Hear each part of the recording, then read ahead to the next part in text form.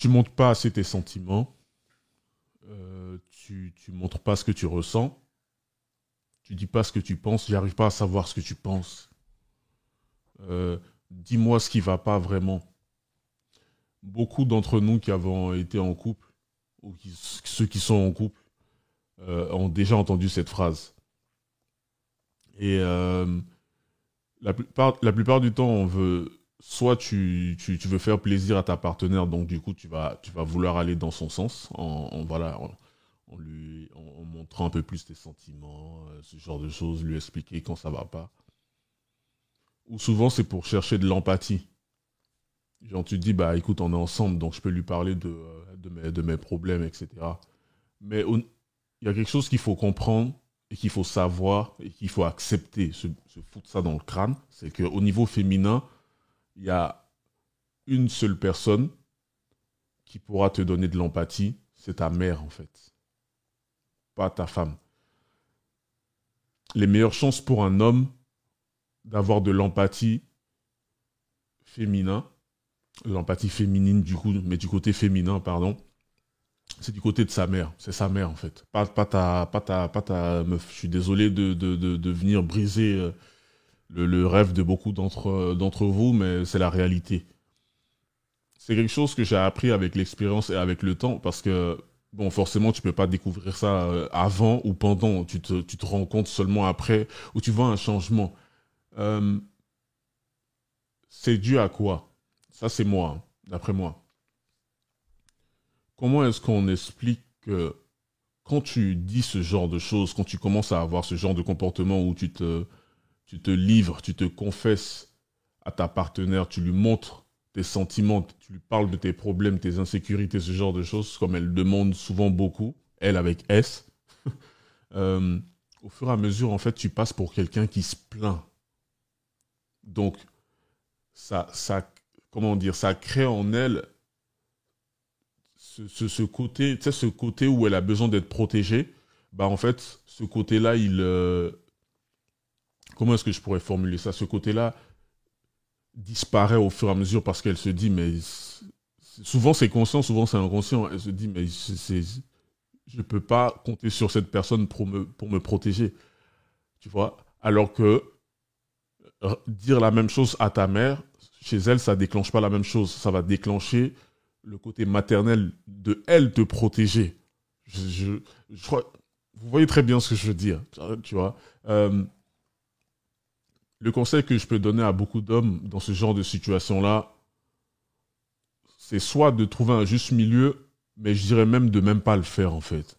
Surtout pas en 2021. Gardez vos choses pour vous. Et encore, le raconter à vos mères, ça dépend de la relation que vous avez avec vos mères. Si ta mère n'est pas, comment dire, disponible émotionnellement, ça sert à rien. Parle-en à des potes. Parle-en à des potes que tu considères vraiment comme des frères. Si tu veux, tu peux aussi aller voir un psychologue, je sais pas. Il n'y a pas besoin il n'a pas besoin d'être un fou ou d'avoir des problèmes psychologiques, je crois, pour aller voir un psychologue. Voilà, juste sortir, déballer un petit peu son sac, etc. Je l'ai jamais fait, mais je connais des amis qui l'ont fait, qui n'étaient pas euh, particulièrement malades psychologiquement, etc. Et qui m'ont fait des très bons retours, à qui ça a fait beaucoup de bien. Donc, ce genre de choses-là, je conseille à aucun homme de vouloir se mettre dans cette position-là, c'est-à-dire, ah ok, bon, elle me demande de lui raconter mes problèmes, etc. Vous rigolez, mais si vous le faites, déjà son attraction au fur et à mesure pour vous va baisser, parce que justement, bah, il n'y a plus ce sentiment de je peux compter sur ce gars pour me protéger, parce qu'il passe son temps à se plaindre et il n'a pas confiance en lui. Il y a plein de filles qui vont vous dire des choses. Non, mais c'est des bêtises qu'ils racontent là. C'est pas du tout comme ça que ça se passe. C'est à vous de voir, hein. Ceux qui ont déjà testé, ils savent.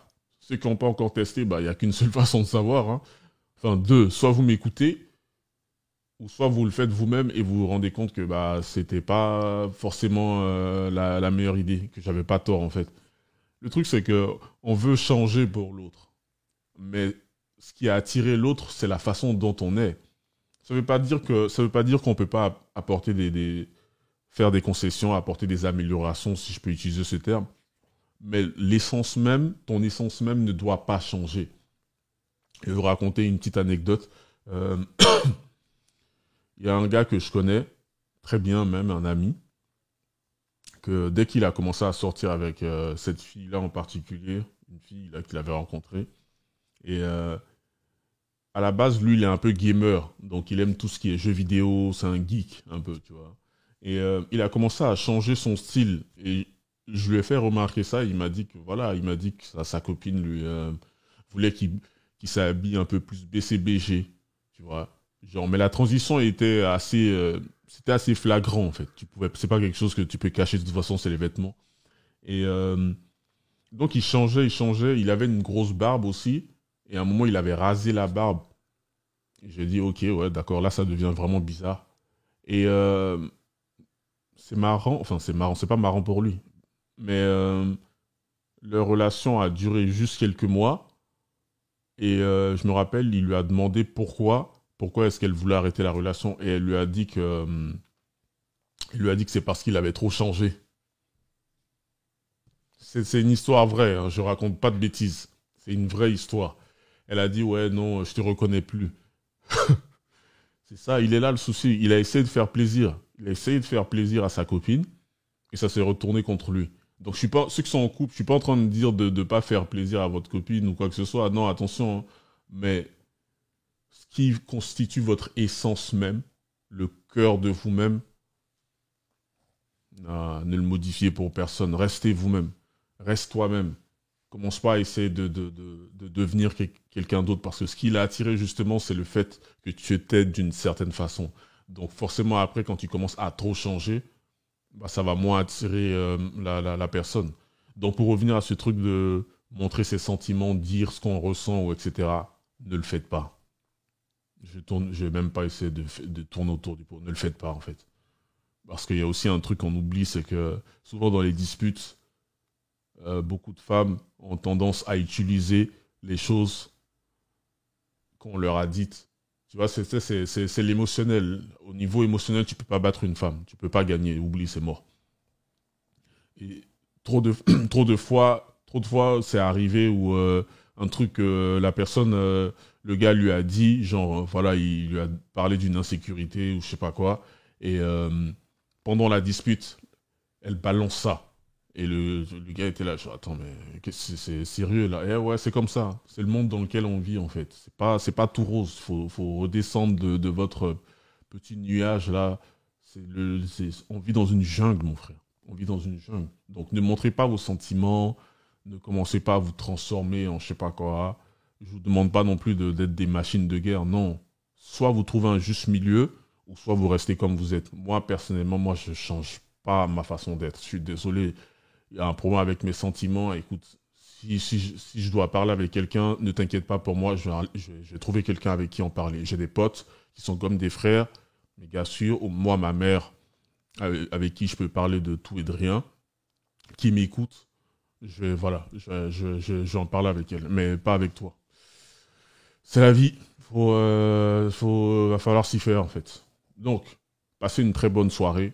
Prenez soin de vous. Restez sur vos gardes.